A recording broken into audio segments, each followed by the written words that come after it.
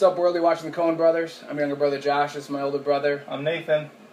See, we got our pennant from the last time the All-Star game, the MLB All-Star game was in Minnesota. 1985. 85. He wasn't born yet. I was not alive. So today we're going to talk about the NBA Finals ended.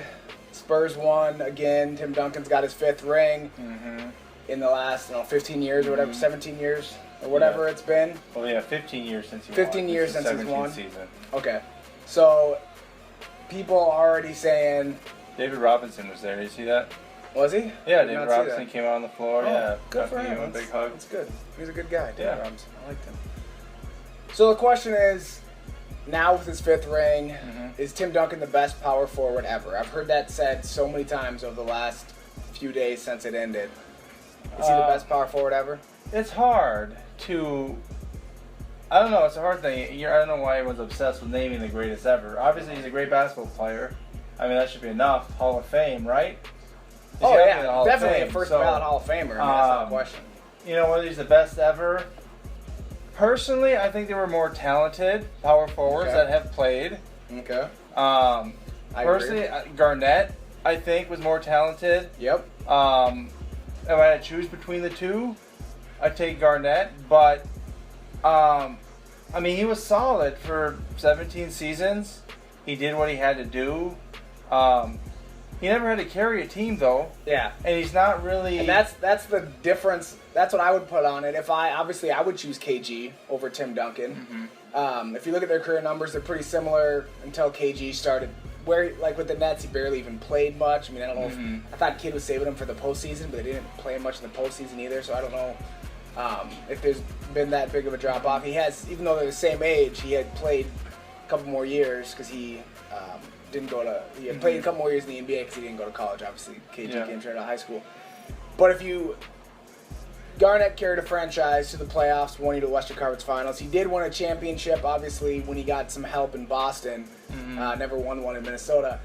Tim Duncan has had all-time great players around him his entire career. Yeah. From David Robinson to Tony Parker and Manu Ginobili.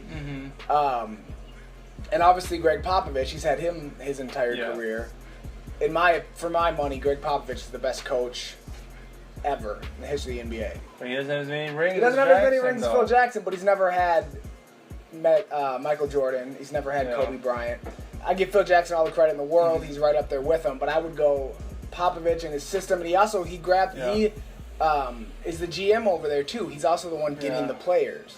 And so the fact that he will trade for a Kawhi Leonard and then turn him into, a 22-year-old Finals MVP. I don't know what his official title is, but he has final personnel say. By title, he's not the GM. By title, but he has final say on personnel. He's the one that's grabbing guys that fit in his system really well. But, on the other hand, though, you have to acknowledge Tim Duncan has been a steady presence there. Oh, yeah. 17 seasons, and perhaps it's just, he's understated. He's steady, and Garnett's more athletic. Garnett's a better shooter. And Garnett was a better defender than Tim Duncan. Maybe he just doesn't call as much attention to himself.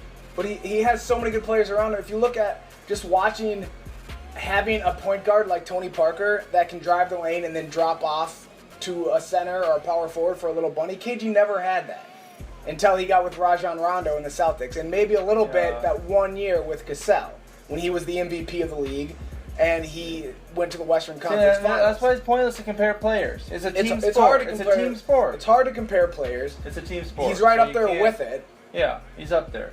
But my other argument would be he plays center probably more than he plays power forward.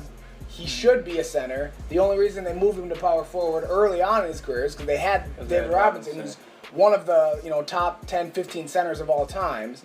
So they had him play power forward. But most of the time, he does play center. So if you want to put him as the best in his position, you got to compare him with Kareem, Wilt, Bill Russell, Shaq. I don't know if he's in that conversation. No, power forward with Barkley and Malone, who never won rings. Kevin Garnett has one ring. He's up there, but for my money, I'd take Kevin Garnett. Yeah. All right. Calling some old names there. Yeah. I forgot those guys even played. Who knew? I thought Barkley was just a talking head. I didn't know he had played basketball. Certainly doesn't look like he's played basketball. You're not fooling anybody. Nobody thinks you are. Thanks for watching. We'll see you next time.